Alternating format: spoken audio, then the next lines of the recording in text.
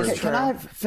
Hold Why on. do we always have to play this game of interrupting people when they're talking? But you're saying... What is the point of me being on the show if I can never finish my freaking point? Okay. This is getting really annoying, Abby. Hold on. Everyone else has made their statements. I have yet to say anything. Hold on a second. Okay. Yeah, no, we got to talk about what just happened right now. So CNN, Abby Phillips, the host of her show, is now under fire by the network because of what happened during filming this. And all hell has broken loose here. You guys got to check this out. This is Shermichael. He's a conservative. He's going to explode after what was said to him by Ana Navarro. I can't believe she said that. And here we are, again, still talking about Kilmer Abreu Garcia, I think that's his name, who was a migrant that was deported back to El Salvador, who was a member of MS-13. Yes, Democrats are still talking about this, even with their 20% approval rating.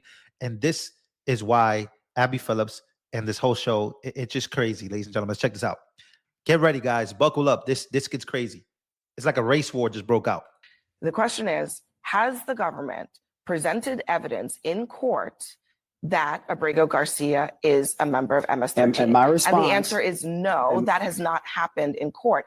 But it doesn't mean that they have not made those claims publicly. It doesn't mean that those claims are not in police reports. In 2019, it doesn't mean that they're not in police reports. They're just not statements that were made in 2019. The immigration judge at the time believed the Prince George's County gang unit and the evidence that they presented before that judge at the time that Mr. Garcia did indeed belong to a gang. This is not my opinion. People can Google this crap.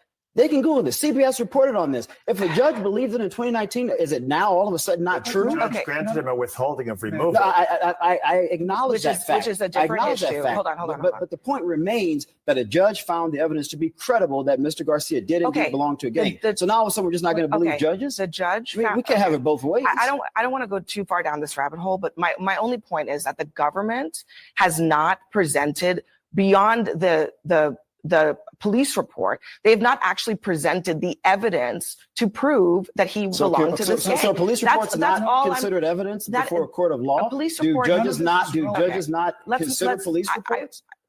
She does not want him to talk about this at all. And again, I'm going to point out, obviously, there's two black people here, one liberal and one liberal. I think she's progressive, and then one conservative, black conservative. It's going to take a huge turn here. But as you can see, they're arguing over immigration. One thing that black Americans who are proud to be Americans hate the most is illegal immigration. Hey, what are we saying here? Sure, Michael. What was the original? Relevant. I actually want to It absolutely is relevant to the argument from the administration, which is that Mr. Garcia belonged to a gang as one of the reasons of deporting him out of the country. But you guys are saying there's no